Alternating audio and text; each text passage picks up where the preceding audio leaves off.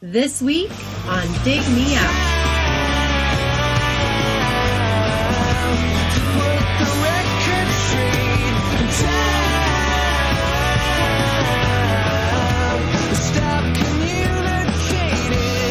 With your hosts, Jason Zia and Tim Manish. Jay, we're back again with another episode thanks to our Dig Me Out Union on Patreon. You can help us make the next episode happen by joining us at dmounion.com or digmeoutunion.com. Speaking of the union, Jay, we have a returning union member joining us once again from the future, from the other side of the planet where spring is fall and fall is spring, day is night, where rivers run up instead of down. Toilets run backwards. Is that true? I think it's only in The Simpsons. I think that's a myth. I don't think it is. The Southern Hemisphere. You know what? I have never seen it for myself, so I actually don't believe it. I think it's just gravity, but okay. I think what they're doing is they're just showing you the video in reverse. It's a big conspiracy. That's what Big Water wants you to think. Is this the new flat Earth movement? We probably have a lot more listeners and have a lot more reach if we did just made up a conspiracy and did a podcast about it. Clockwise only. Counterclockwise is counterintuitive. There we go. Wow. Jason, didn't you join us during your lunch hour last time? I have before, yeah, but okay. Obviously, this is a Saturday, so you're not double dipping. You're off the clock this time. I can swan in with a bit more freedom. Okay. So I cannot enjoy a beer like Tim is. So it's too early. No, this is just ginger beer. I'm not actually drinking an alcoholic beer. Jason Pan, welcome back. You have previously been with us for episodes on last year. It was Penny Century by Clouds. And then there was Hello Halo by Pollyanna. And then back in 2018 was Manson's 6. Were there any other appearances that we missed? Or those the three? Deus, Ideal Crash.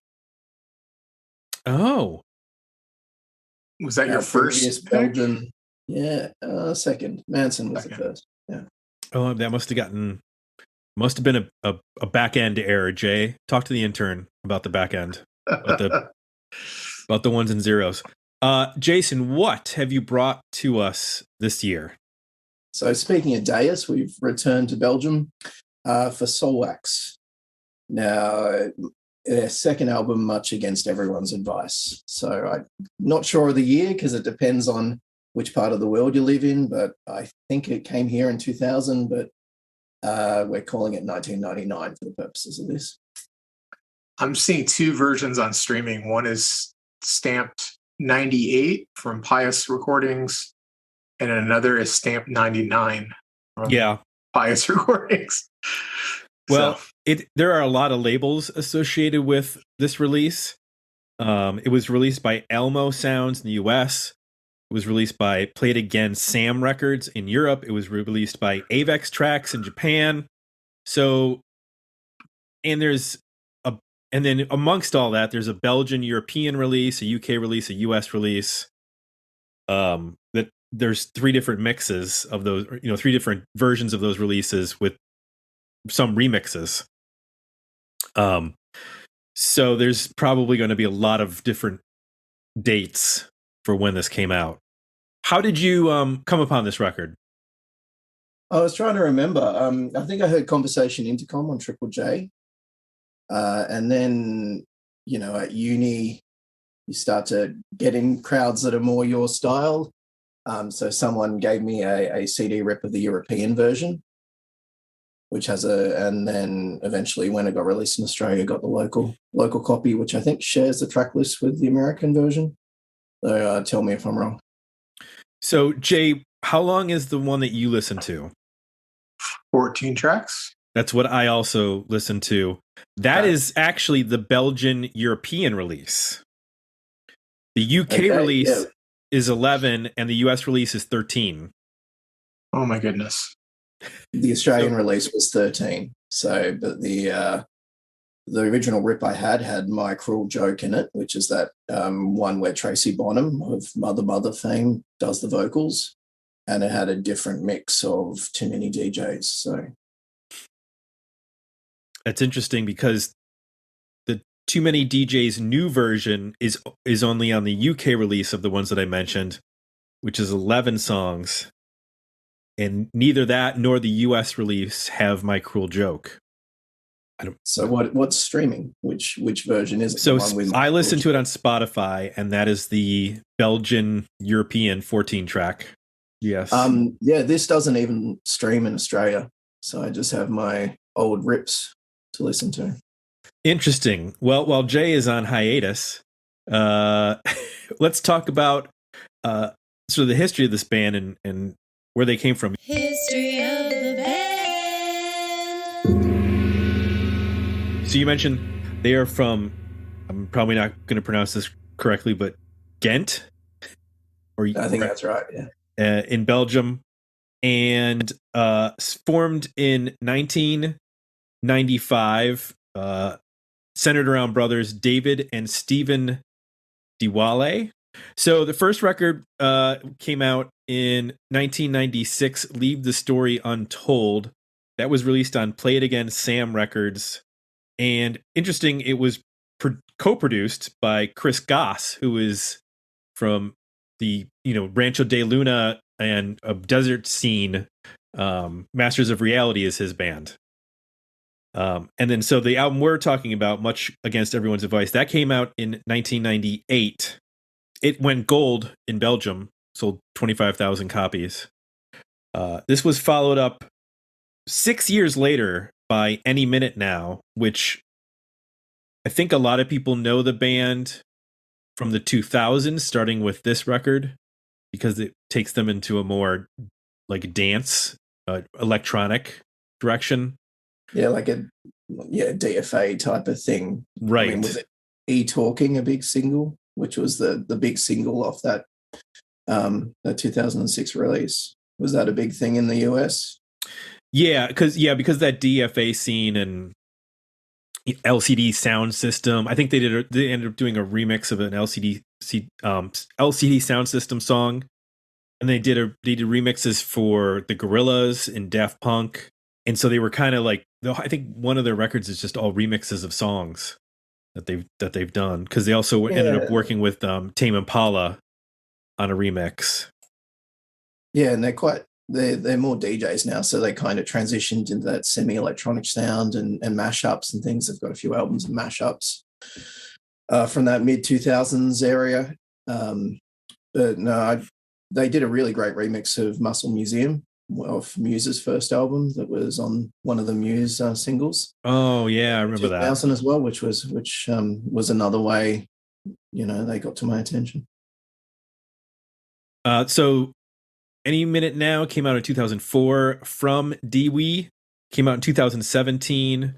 Essential came out in 2018. There's also a remix album called Night Visions, which came out in 2005.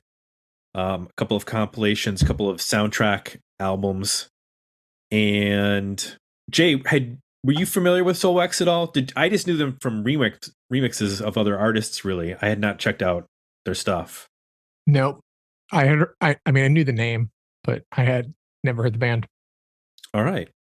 Well, what did our folks over at Patreon say? Jeremy Amend said, "Well, the lyrics are almost always confusing and generally seem nonsensical or maybe contain very odd metaphors. The music and production is all over the place, and I'm here for it since 1998. Oddly, it would appear that they moved the opening of the album to a pre-gap track after I bought it. Or maybe it's just the difference between the European and the US versions. I feel like the album loses something with the intro cut off." Do you know what he's talking about, Jason? Well, I didn't. There's like a 50-second kind of semi-spoken word intro, like, an old 90s Offspring album that you can only get to by rewinding. Once just press play on track one. And to be honest, I didn't even know what it was. I had to go find it on YouTube in the lead up to this to actually hear it. don't even have a CD player anymore. So, yeah, apparently that was, from pressing play on track 1 in other releases, but I hadn't heard it. We completely missed that one. I wonder how they did that. Like, how do you have to burn negative into where the starting gap is? Like, in terms of where the laser burns that? We need to get somebody who worked on CDs on one of these shows. Explains how does it find its starting position, and how do you push it down the exactly down the line of it? Yeah. Gavin said, I have this and go back to it sporadically. I usually really look forward to it to listen once. Okay, much against everyone's advice a few times. Reminds me of Plug-in Baby Muse, then file it away. So worthy EP, I like it, but not a lot jumps out. Ian McIver said, I'm more familiar with Soulwax through their more electronic output in the 2000s. Any Minute Now and Night versions come to mind. And production for electronic artists such as Tiga and Peaches. This was an interesting listen to a different aspect of the group, but it will come as no surprise to anyone that I prefer the electronic side. This is a borderline better EP worthy album for me, but due to the fact there is other material I prefer from the group and cause this album to verbally sit on the shelf, I will go with a better EP. And then Kyle Bittner said, the only thing I knew about going into this album was that they remixed a Tame Impala song, so I had no idea what to expect. That said, I wasn't expecting a 90s rock record. Two bands came to mind when listening to this were Muse on the electronic side, as Gavin mentioned, and Silverchair on the more acoustic-based songs, especially in the vocals. Both Flying Without Wings and Temptingly Yours sound like they would fit right in on Silverchair's 2000s albums. Overall, I didn't mind the record, but I didn't find it engaging enough that I remained focused on it throughout the duration. There is enough on here, though, for me to warrant it a worthy album. The only true throwaway for me is My Cruel Joke, which sounds like a poor attempt at channeling Massive Attack. Maybe they preferred this sound later, but on this record, maybe they perfected this sound later, but on this record, it doesn't work. So that was our patrons' thoughts on this. We'll share their poll results when we give our worthy album, better EP, decent single rating. But first, let's talk about this record. Jay, tell me one thing you liked about Much Against Everyone's Advice by Soulwax. I really like the drums. It's a very unique approach. It sounds like a mix of real drums and performance, but there's an electronic and layered thing going on. So it's like it's got that propulsion and punch that a drum machine can bring or loops can bring, but there's a lot of cool little details and accents, and the beats aren't always like super straightforward. There's some enough variety there that it feels like performance or spontaneous. So it's just overall, just rhythmically, a really cool sounding record. And I think that creates a really nice bass to then layer on. They've got some synths on here that are kind of cool. So the combo of the grinding synth sounds at times and then those drums is a really unique take on rhythm. And then when they bring in the guitars on top of that, which are fair, I would say sparingly for a 90s record. There's guitars on here, but it is not a guitar record. They have a huge impact. They're super dynamic because they don't overdo it with the fuzzy guitars, but when they bring them on in a song like Much Against Everyone's Advice or Too Many DJs, it's really punchy. It sounds really big and kind of gritty. It just brings a whole new level of energy to the record.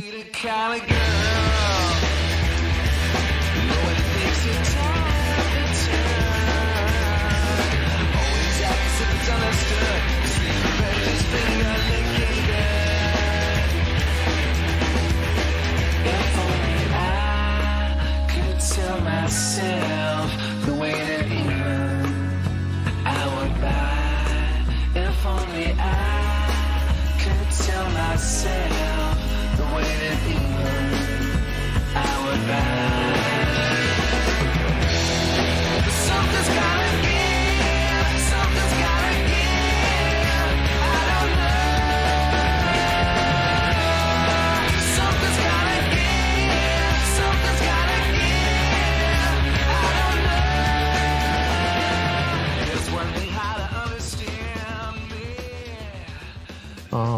it feels like super precise and, you know, everything's in its place. And then when you bring the guitars in, it just sort of unleashes this roar that is, sounds great. All of this is then wrapped around, I would say, like power pop-ish kind of vocals and melodies. They're super hooky. They're pretty complex melodies. You know, they're go places and hit notes and have chord changes that are at times, you know, unexpected and pretty unusual. You know, at times on a song like Overweight Karate Kid, when I listen to the guitar part of that, it sounds very Radiohead to me, but it's like a power pop vocal on top of it, or very melodic, you know, not Tom York vocal on top of it. So there's just these really cool juxtapositions between all those layers and the cool rhythms, but then some melodies that are very hooky, but also kind of interesting and advanced. They're not just like boilerplate, you know, just simple 3-note sing-alongs. There's some stuff going on here that's musically pretty sophisticated.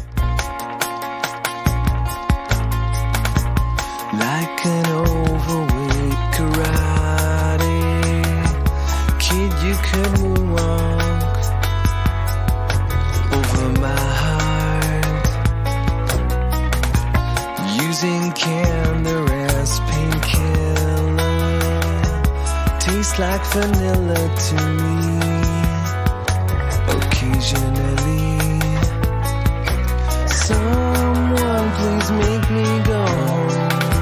The worst at being alone. Just tell me I ought to watch infomercials for love and buy all of their trust. Saturdays are shown as I'm not the world's most talkative guy. That's some of the stuff I liked. Would you like, Tim? Well, you covered a lot of it, but I really like the intersection of like the rock and the industrial that happens on this record. It's very poppy, like on Conversation Intercom, or the way that they take on the title track, that like little, what would be a very typical 90s guitar rhythm that's at the beginning of that.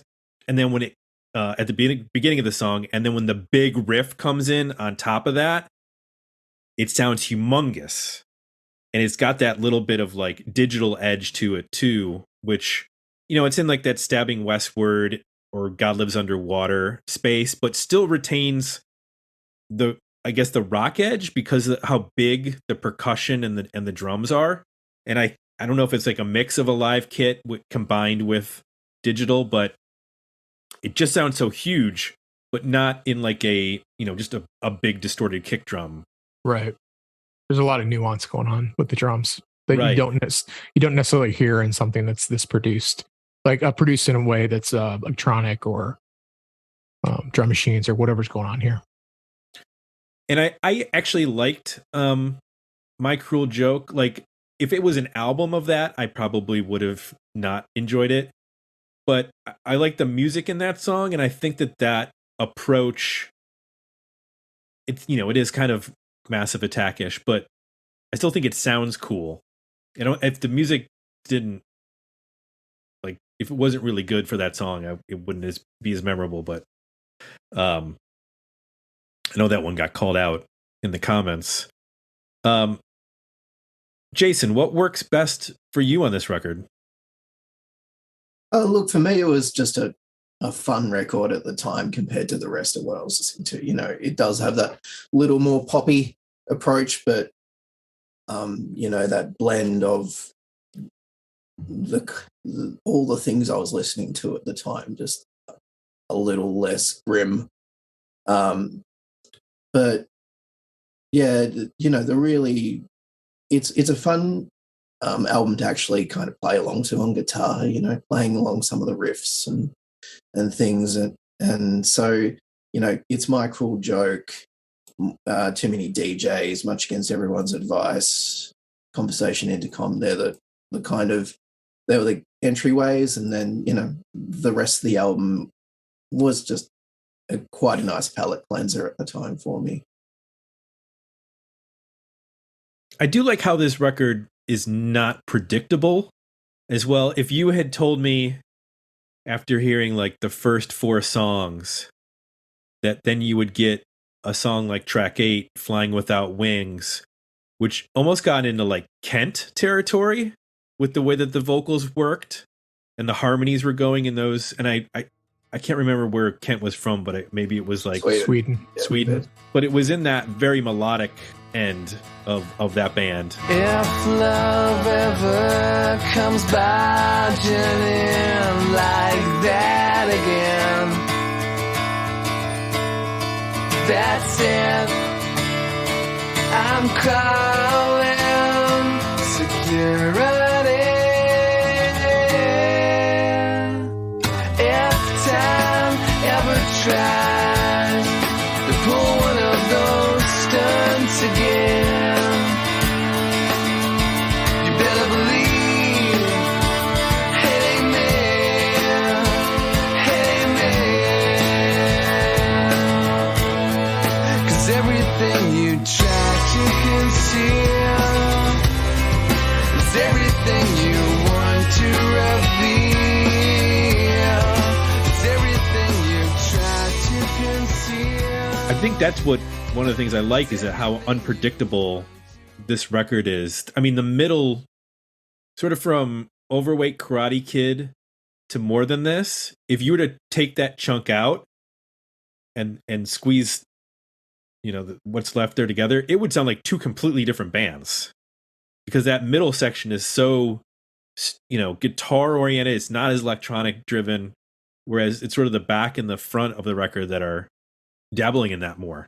Yeah, I mean, look, I was listening to like Jeff Buckley to Kent to Muse, Showbiz, and radio at the time, so it fits really well with what I was after at the time, and yeah, come away with still 20 years later with a very strong impression of the album.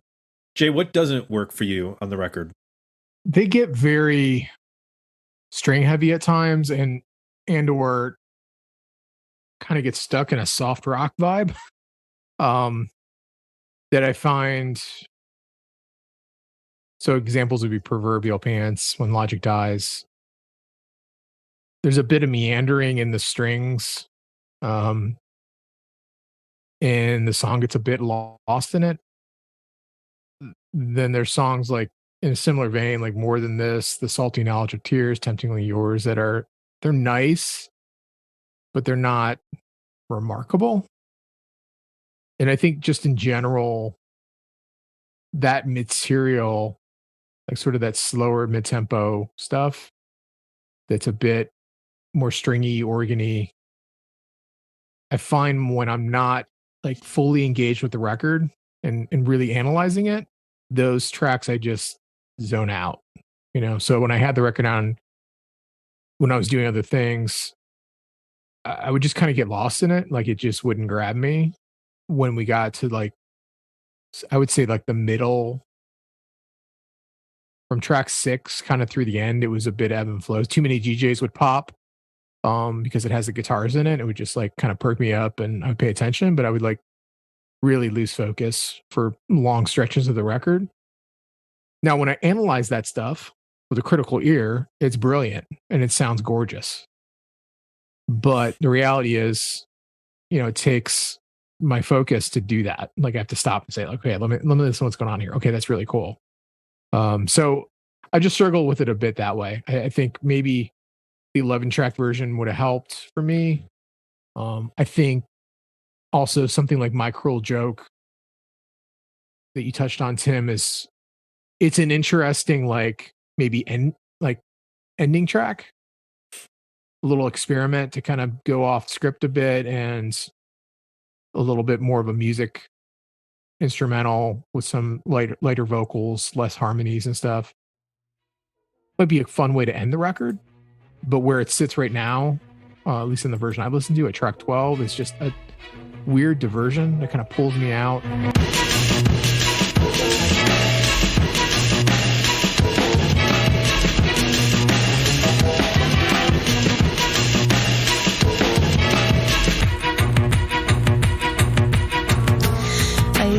Cupid was a real jerk. The child star fermented. The faded star of yesterday, now toothless and jaded. He shoots his arrows wildly. With the bottles scattered across the sky, he trips on clouds. With a face like Keith Richards. I am your voice. What you propose. I am your choice. You're about to be. Whatever you do, I'll agree. Please forgive me. And I struggled to get back into the record. And I think Funny, the 14 track Funny is really strong too, but I felt I was so diverged and off on another course that to kind of get pulled back was a bit of a struggle. So even that song feels not as strong as it could if it was on an 11 track record and not after My Cruel Joke. So some sequencing stuff, some just material that's not as strong, and a little bit of meandering with strings and effects and middle sections that don't really go anywhere or do anything, that kind of stuff. A little trimming maybe. What didn't work for you, Tim? It to me, this becomes a big dip in the middle, purely based on energy, and like you said, and then Too Many DJs comes back in, and you're like, oh yes, I'm listening to the record again. Yeah. If this is completely a track listing issue, because if you have basically 9 songs that are, I would describe as up tempo, and there are 5 that are in that middle section. So if you had just put 2 up tempo, 1 slow song, 2 up tempo, 1 slow song, spread them out, probably wouldn't be as noticeable. But you have them all lumped together right in the middle of the record. That's really my only. I mean, yeah, more than this in proverbial pants, they go on too long. Those could be trimmed down. But I mean, if I couldn't rearrange it, I would cut probably those 2 songs. But that's really my only complaint. I don't have any complaint with really in the material. It's all interesting and engaging, and it's got a very it's very 90s sounding, but it's also still somehow contemporary. Jason, is there anything that doesn't work for you? Yeah, I guess a lot of the verses and chorus in that middle section kind of blend in, stepping back and looking at it. But there's even then, there's, as Jay said, I think there's elements that if you concentrated on it and you took the song in isolation, it would stand differently. I do like the double track solo in More Than This, or that sort of, it reminds me like Jeff Buckley's Grace, that middle section of Salty Knowledge of Tears, where it's just going all over the guitar or over the neck. But yeah, it's probably just, it gets a bit too samey looking at it as an album in that middle section, and I can see why the sequencing has moved around quite a bit between the releases. Yeah, Salty Knowledge of Tears, it's really, my ears perked up in that middle section, in that guitar part. I was like, holy shit, this is Jeff Buckley. But it was like I was lost, not paying attention to the song, and then they hit that middle bridge and you're like, whoa, wait a minute. What just happened? This is really cool. I didn't even track it to Jeff Buckley until listening again this week. But it's just a clear rip of, clearly influenced by Grace in that part. Yeah. It's more the voicings. That's the thing. Yeah. Well, let's talk about then our overall ratings on this record. Worthy album, better EP, or decent single? Jay, where do you land? I'm landing right on the edge. My feet are, my tippy toes are right on the edge. I'm going to go with an EP. Conversation Intercom, really strong. Saturday is a great song. Much Against Everyone's Advice, Overweight Karate Kid, Flying Without Wings, Too Many DJs, and Funny. I think you could. I'd be curious to hear the 11-track version. Maybe I could get on board with that being a worthy album, but the way I listened to it at 14, it's just too much. And I think it would be stronger focused around those 7 tracks with maybe a couple extras thrown in. So I'm gonna DP. I think I'm at a worthy album. For me, it's more I just want to rearrange stuff. I could probably drop 2 songs, and I already mentioned them more than this and Proverbial Pants. I could drop those 2 and rearrange this, and I think you got a really, really strong 12-track album with the right track list. We could throw one more out in the universe. There's like already 3 or 4 track lists out there. Can we have the Dig Me Out version?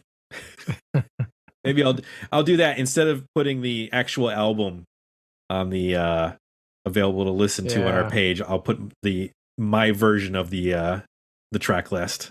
Maybe we need to start creating playlists on Spotify, Apple Music, or something with our edits, our versions of the records. We're gonna edit. You've heard Led Zeppelin 4, not this way. Here's how it should have been sequenced. Jason, I know this was your pick. Where do you land? I think a worthy album. Yeah. There's no songs I dislike when in isolation, sequence notwithstanding. Excellent. Well, the union sided with us. 78% worthy album. Only 22% with Jay. That means Jay is voted off the island. Collect your coconuts and go. Later, dudes. Is that what happens? Do they pick up like their satchel and a coconut and they collect your coconuts? Please take your Speedo too. I've actually never watched any of those shows, sadly. So I don't know if that's actually what happens or not. Jason, thank you for bringing this record to us. This feels very much like a Dig Me Out album in the sense that it has somehow, electronic, rock, all the things that the 90s had. Power pop. It's power pop. Yeah. A lot of bands too that we don't talk about that much. Like, I don't know that we actually, I guess we've talked about it Radiohead. Jeff Buckley, he doesn't come up that often. No. There were definitely some references here that we don't typically hear. And I think the point, maybe Tim, you made it, that it sounds both 90s, but also modern. I would concur with that. It's a really interesting sound. I don't think when you hear it, you won't be like discounting it because of it sounding like the 90s. It's more of a, hey, there was some cool stuff going on then, and some of that is still going on now from a production standpoint. Yep. So if you would like to be one of our patrons who suggests an album or perhaps votes in polls, you can do so by joining us at dmounion.com or digmeoutunion.com. It's also where you can go to vote on our monthly tournaments, our tournaments of death, where 27 albums enter and 2 albums leave to be judged by 6 albums leave, and then they are judged to be worthy of us to be reviewed. That's how it goes, right? It's not 2, it's 6. Forgot what that final round was all about. Maybe there'll be a tie, and then they'll be down to 2. Well, that has happened. That has happened. It did come down to 2. And you suggest those albums over at digmeoutpodcast.com, and our suggest an album link or box or form, whatever you like to call it. And it's also where you go to sign up for the Box newsletter. A newsletter every week new releases for 80s and 90s relevant music, movies, TV shows, albums, books, whatever.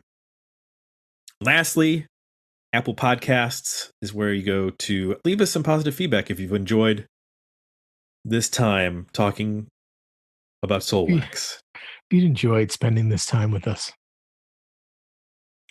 check out the Dig Me Out merch house table, merch table. check out what is this, a gig?